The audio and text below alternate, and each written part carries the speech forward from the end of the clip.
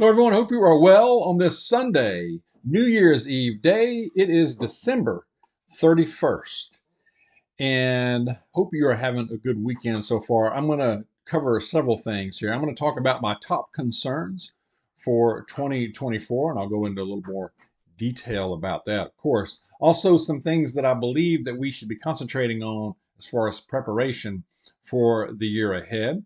I also have a very good passage that I will share that is very positive and that I believe will give you hope and encouragement. So do stay tuned for that. Like the video. If you like the video, hit the like button, and that will help us out. We do appreciate that and appreciate all your support. I don't say that enough. So first, I will start with things that I believe we should be preparing for in the new year ahead. Also, some things that we're doing and I'm doing more of and want to improve. I'm not going to call it a New Year's resolution. I'm just going to say that it's something I'm working more on and that we're doing here as well at the Dawg stead. All right, as far as things I think we should be, 2024 is, there's a lot of anxiety about it and a lot of people have been talking about it, but I think there are some basic things that I think we really need to be firming up or working more on. Okay, I know we're all different places, different levels with preparation, but first and foremost, spiritual preparedness. Okay, uh, faith, trust in our Lord. I know most of us here are Christians. If you're not, hey, I'm glad you're here. Ask questions. Please listen. Encourage you to take part and look at the comments and consider faith. Okay. But yeah, spiritual prep, because I believe that, and I've said this before, probably, I'm sure, but if you look at the last 3 to 4 years, it's much beyond political. We've gone way past the left versus right, way past the Dems versus Republicans, red versus blue. It's not about that. That those are elements, but really, this is a spiritual battle. This is spiritual warfare. It's cultural, I know as well, but I believe at its core, it is spiritual. It is good versus evil. It truly is. I firmly believe that. If you'd asked me that 4 years ago, or maybe even 3.5 years ago, I probably would have hedged on that. I'm like, I don't know. But now I have no doubts. All right. So that's number one, spiritual prep. Stay in the word, stay focused. And if there's a way you can be in a church, small church, home church, small group, just a couple of folks, do some Bible study, do some reading, encourage each other, even just fellowship with like-minded. Do that if you can, because that's going to help you. All right. Doesn't have to be a huge church every Sunday thing, but just focus in on a group that is supportive of each other in that way. All right. Physical, physical fitness. And I'm not saying you got to run a half marathon or a marathon, or anything like that. And I know personally that is one of mine right here, is to get, increase physical activity. They say a body in motion tends to stay in motion, right? And I do. My job is pretty sedentary. I'm in a car a lot, and we do get out and do some walking, and I have to go to places that I have to hike to sometimes. But uh, but increasing that frequency of even just walking, okay, 3 to 4 times a week, you know, and I think the key there is making goals, or having a realistic goal on that. Okay, that's very doable, and build from there. All right, but that is one of my. But so getting more fit physically is a big one for me as well, and as well as food. What we're putting in our body, how we're taking care of ourselves health wise overall. Okay. I know Mrs. Dawg is into that as well. We're trying to improve where we can as we're able, and I encourage you to do that as we're able. We're all at different levels there, I know. Okay. Other things, your provisions, the basics, and we talk about it, but water filtration, that is huge. Water. We got to have that to survive, right? We can't survive very long. What, a few days or so? So food and stock what you want to eat. You know, if you don't like if you don't like turkey spam, don't stock the turkey spam. All right, stock what you can, non-perishables and food preservation. All right, everybody's got different ways of doing that. All right. Skills, practice some skills, like if you've, or even just way to operate something, like if you have a generator, if you run it, have you hooked it up, and see how things work with that, because it's better to work that out now than when we have an emergency. And you know, that's with other things as well. I mean, it's student self-protection, your self-defense, self-protection tool, and I need to work on that a lot, I admit, is to practice more of that stuff, okay, where we're more confident. If we have to go to it and have to use it, we're confident, all right? We can do it properly and efficiently, you know what I mean? All right, so practice skills. There are other skills. There's gardening, there's herbs. Mrs. Dawg is head of that department for sure, and here on the stead, and I help with that, of course. But gardening, being able to grow what you can, even if it's just a small few things, and any way we can be self-sufficient is great. All right. Security, especially knowing your neighbors a little bit. This is something I think we've improved here over the last year. Is even just on a surface level, if nothing else, getting to know first name basis, if not, you know, your neighbors, just the ones right around you, if nothing, you know, at the very least. And we have kind of an informal neighborhood watch here. And, you know, this is a small neighborhood, and if somebody comes in, that there's something suspicious driving in, or something's out of the ordinary, you know, there's communication going around here pretty quick. And it's not just electronic. We know we're comfortable approaching each other and talking about stuff. So that's huge. That's very important. There are a lot of eyes on you if you come in this neighborhood. Right off the bat, you come in here, you're being watched. Okay, and I think that's a good thing.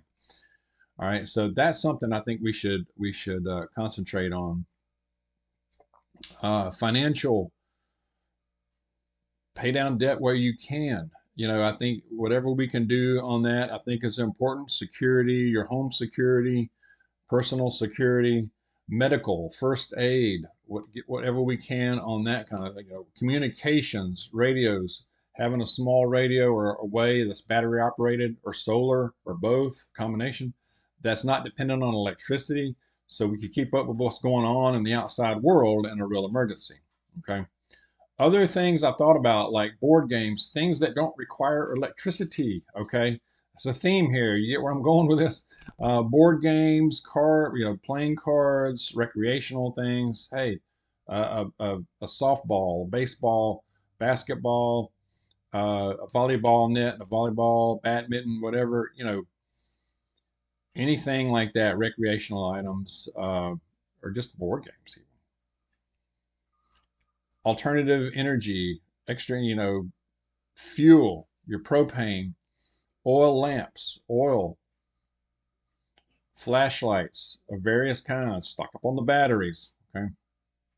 I think it's something that we should be something we should be thinking about is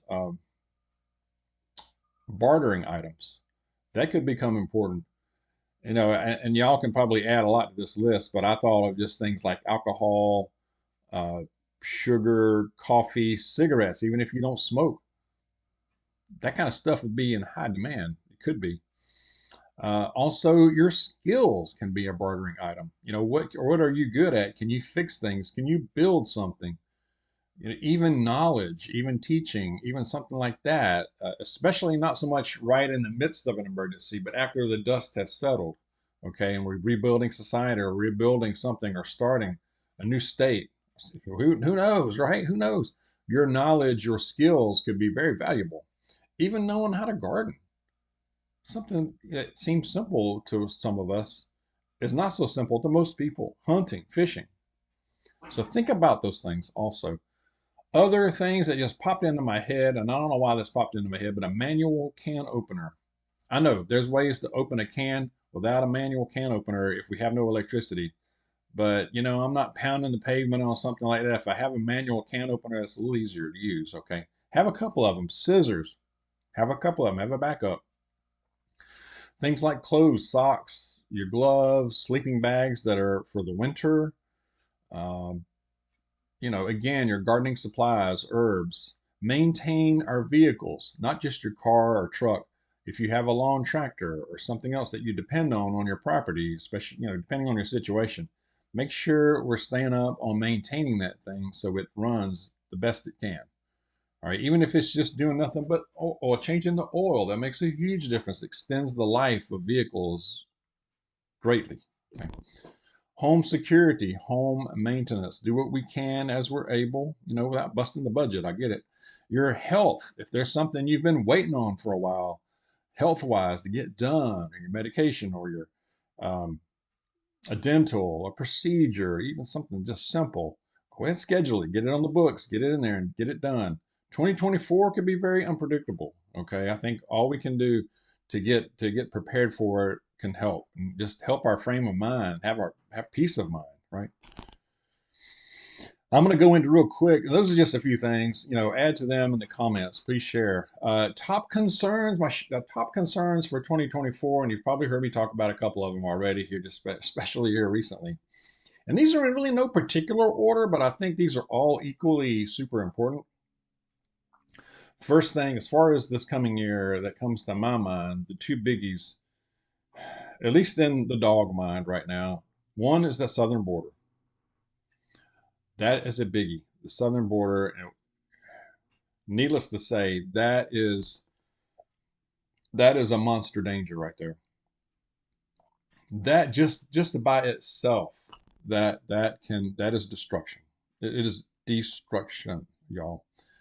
And the election side, we got elections coming up.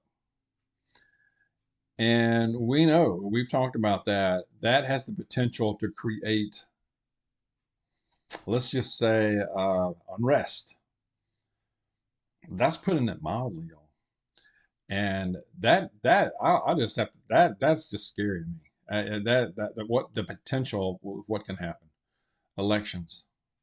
Those two, the border and elections. Other than that, the increasing crime spikes. We have to continuously be alert of that, be prepared as far as combating that. Financial collapse, inflation, the economy the way it is, WW3, that could really have far-reaching effects even on our soil right here in North America. I think it's important to be thinking about, are we prepared for a longer-term power outage? Okay, and that can happen from several different reasons. It doesn't all have to be a cyber attack, but a long-term power outage, even a few weeks. Are we ready for that? Do we have lighting? Do we have solar lighting? Flashlights and batteries? Do we have candles, lamps? Um, do you have a way to stay warm in the winter? Do you have food and water? Do you have filtration? It's basic stuff like that. So lights out, power outage preparation. And I don't know why this popped in my head, but maybe keep a pair of sneakers or good walking shoes in your vehicles. You might need them. You might have to get out on foot and dismount that vehicle. All right. That's where the physical fitness comes in as well. Those are some big concerns of mine for the coming year. Border, financial, inflation, crime, elections. That election cycle, that's a biggie. Um, and just random stuff. We could see an event that we are just not expecting come in and do a big number on us that is not expected. That's happened before, hasn't it? Hello, 9/11, and some other things. So anyway, I don't want to make this too long. I want to go in, share your thoughts on these things. What are your top concerns as well? What are you working on? What are you preparing for? Please share. It'll help somebody else too. Read through the comments and you can get a lot of great information. I'm going to go into the passage of the day, which is from John chapter 14. I'm going to start in verse 25 and just read just a few verses of it. This is from Jesus, from the words of Jesus. Starting with verse 25, chapter 14. All this I have spoken while still with you, but the Counselor, the Holy Spirit, whom the Father will send in my name, will teach you all things and will remind you of everything I have said to you.